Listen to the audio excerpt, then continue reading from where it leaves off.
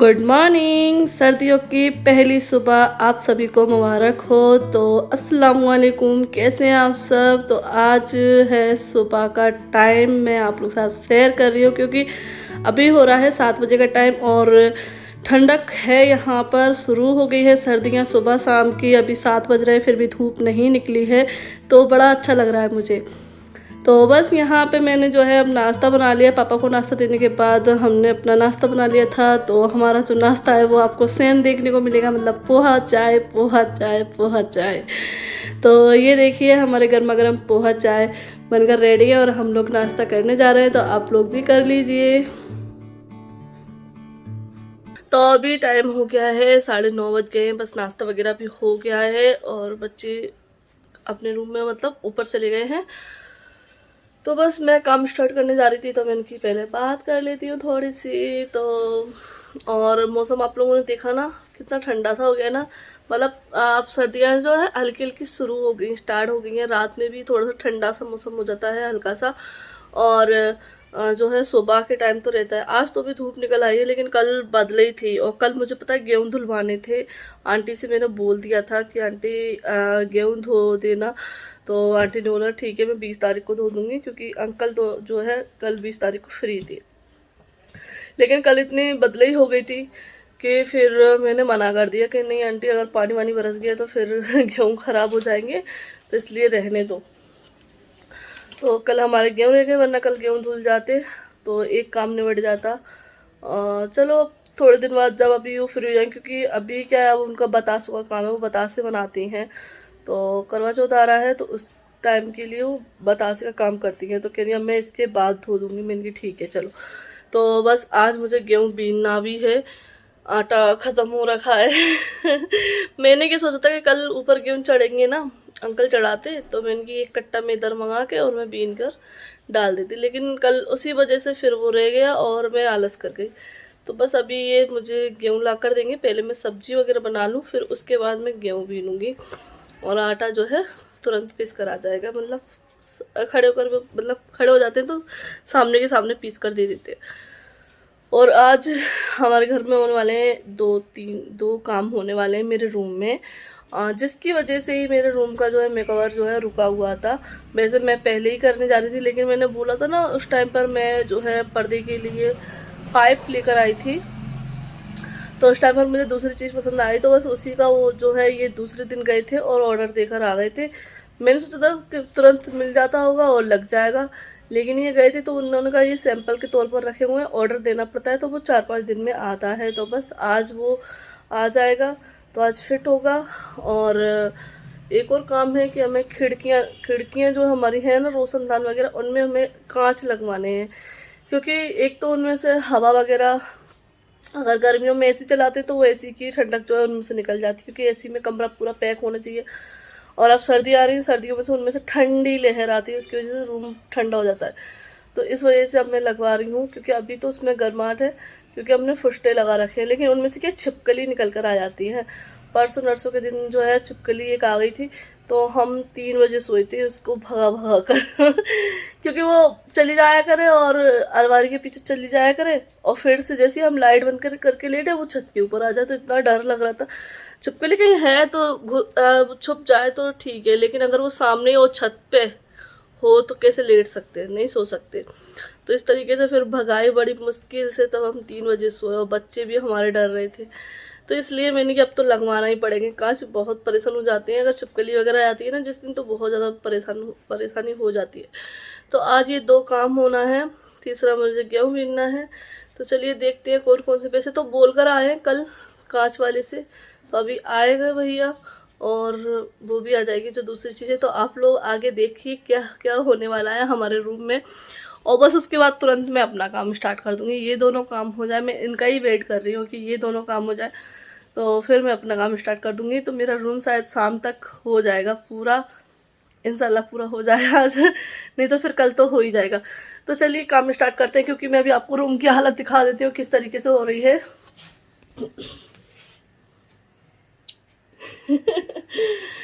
क्योंकि अभी क्या है, हम लोगों का पूरा टाइम जो है ना यहीं पर नीचे निकल जाता है। क्योंकि पापा चले आते हैं तो काम करने के बाद मैं यहीं बैठी रहती हूँ बच्चों को लेकर। बच्चे यहीं खेलते रहते हैं, फिर नहलाना धुलाना, मतलब ये सारे काम हमारे यहीं चलते रहते हैं। क्योंकि कोई आने जाने वाले लगे रहते हैं, कोई आया है बाहर तो बोलना पड़ता है, देखना पड़ता है, तो इसलिए जो है मैं आजकल यहीं पर मेरा पूरा दिन निकल जाता है। तो फिर बच्चे जिस जगह रहते हैं तो वो रूम तो जो है ऐसा ही होना है। अगर ऊपर रहती थी तो ऊपर मेरा रूम पूरा गंदा हो जाता था, अब यहाँ रहती हूँ तो यहाँ तो वैसे दिन में समेट देती हूँ, लेकिन रात के टाइम पर वो ऐसा कर देते तो फिर मैं रात के टाइम चली जाती हूँ और ऐसा छोड़ देती, तो सुबह सुबह मैं सही करती हूँ उसको। तो अभी क्या है, आंटी आएंगी, उससे पहले मुझे पूरा समेटना है। तो चलिए कर लेते हैं अपना काम स्टार्ट, फिर मिलते हैं आप लोगों से और देखिए क्या क्या होने वाला है मेरे रूम में।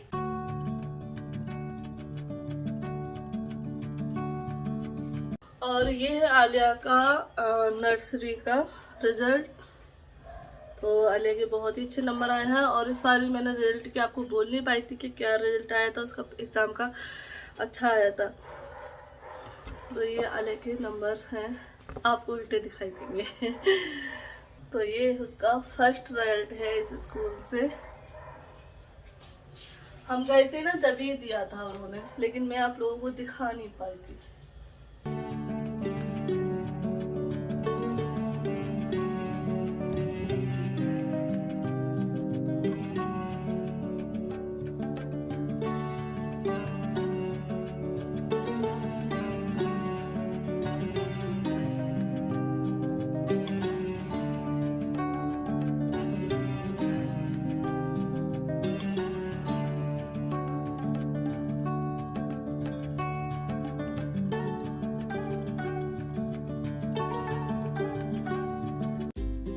तो अभी आ गई हैं आंटी, और बस यहाँ पे आंटी से सबसे पहले मैं बोल रही हूँ कि आंटी इसको जो है धो दो, क्योंकि यहाँ पर पहले गमले जो है रखे हुए थे तो मिट्टी बहुत ज़्यादा जमा हो गई है, और गमले जो है ख़राब हो गए थे, मिट्टी ख़राब हुई थी उनकी, बहुत साल पुराने थे, तो मैंने उनको हटवा दिया।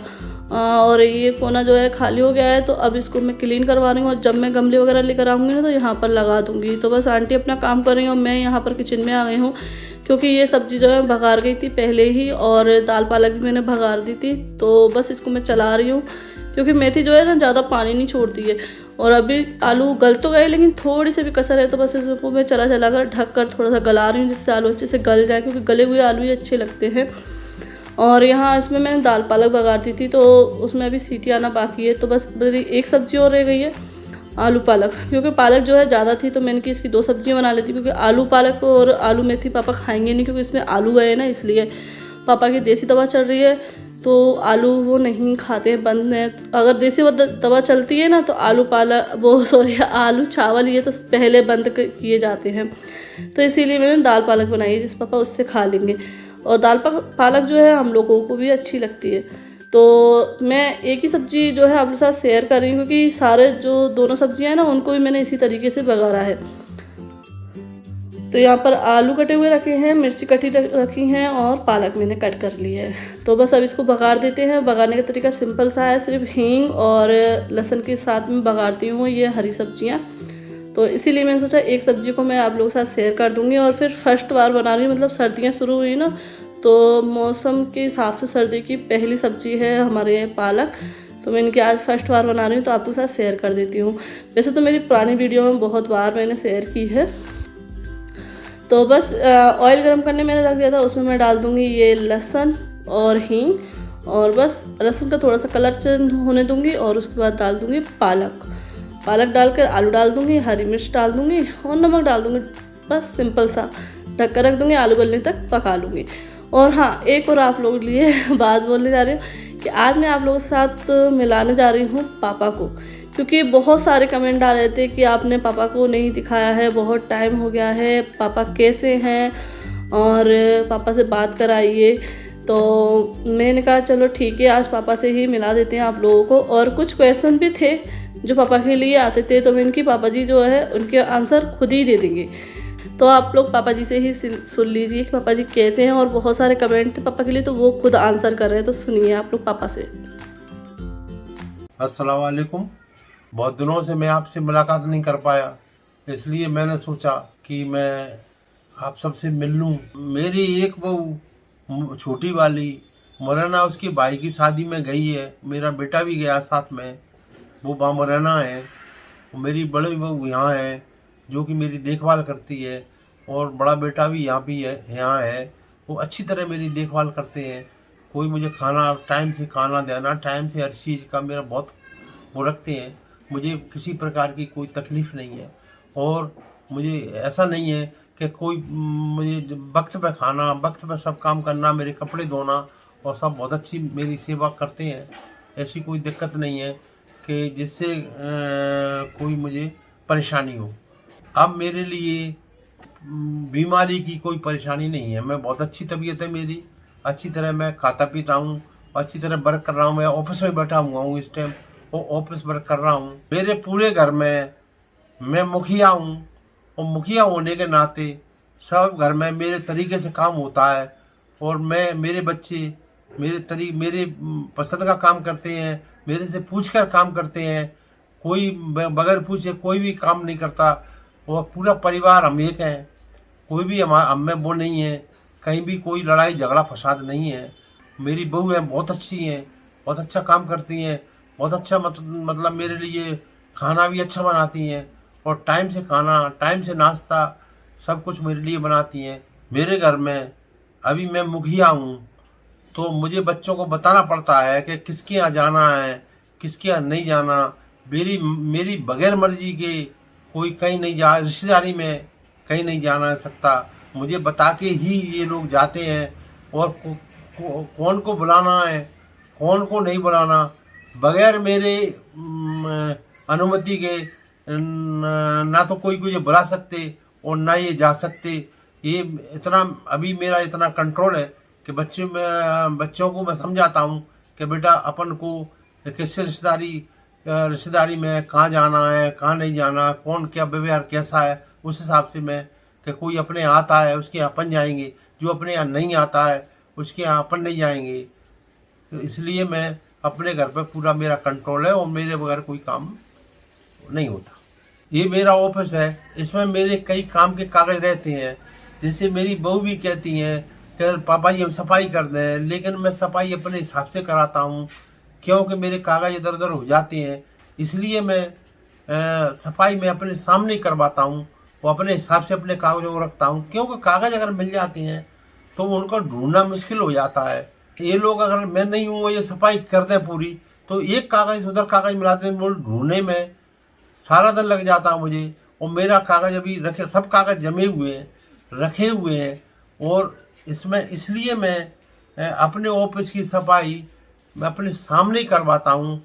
और लेकिन रोज नहीं करवाता, क्योंकि सब कागज मेरे बहुत से कागज हैं, ऑफिस के बहुत सी फाइलें हैं, कागज हैं, तमाम लोगों का काम किए रखे रहते हैं, और मेरे खुद के कागज भी इधर उधर मतलब हो जाएं। अभी मेरे कागज समय पर हर जगह से निकाल लेता हूँ कि मुझे पता है कौन सा कागज कहाँ रखा है। जिस दिन मैं घर पर रहता हूँ और फील्ड पर नहीं जाता, मेरे पास फील्ड का काम भी है। फील्ड पे जैसे किसी का प्लॉट नापना, किसी का प्राइवेट में बंटवारा करना, यहाँ पे मेरा खुद का काम चलता है।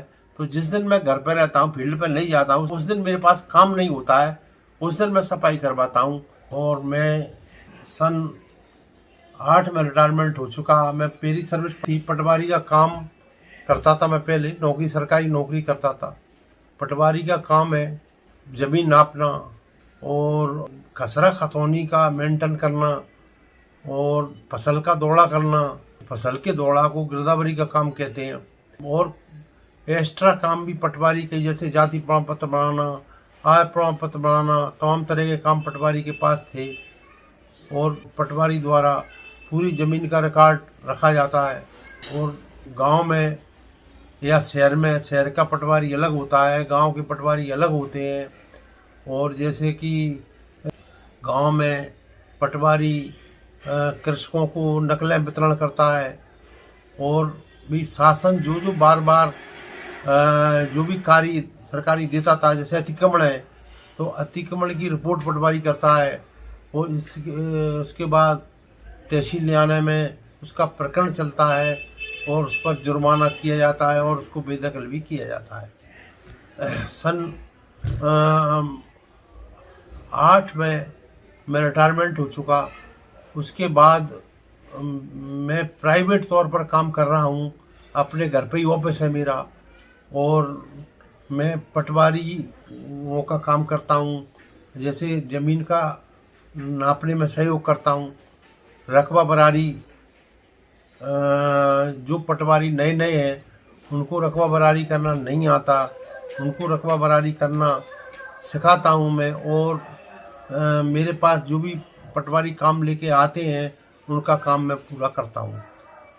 क्योंकि नए नए जितने भी पटवारी हैं वो कई इस कार्य को वो समझते नहीं है। भली भांति भले ही ट्रेनिंग कर ली फिर भी वे लोग इस काम को नहीं समझते कि रकबा बरारी कैसे की जाती है।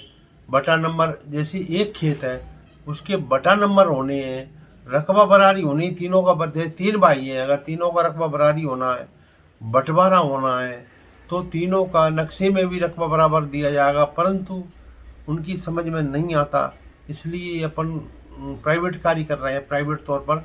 तो प्राइवेट पे कार्य में मेरे पास शहर का कार्य आता है। मैं प्राइवेट कार्य में प्लॉट, जैसे प्लॉट का नापना, प्लॉट का नापता हूँ।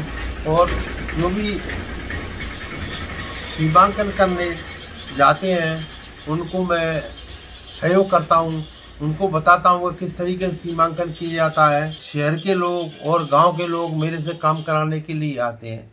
मैं प्राइवेट तौर पर उनको काम करके देता हूँ और समझाता हूँ, और उनको बताता हूँ जो भी प्रॉब्लम उनकी होती है सॉल्व करता हूँ। जैसे कि कुछ लोगों ने पूछा था कि पटवारी का काम क्या होता है, क्या करता है पटवारी, तो मैंने उसके बारे में इसलिए मैंने ये जवाब दिया है कि पटवारी का काम ये होता है और मैं ये काम करता हूँ। अच्छा, खुदा हाफिज़, फिर मिलेंगे।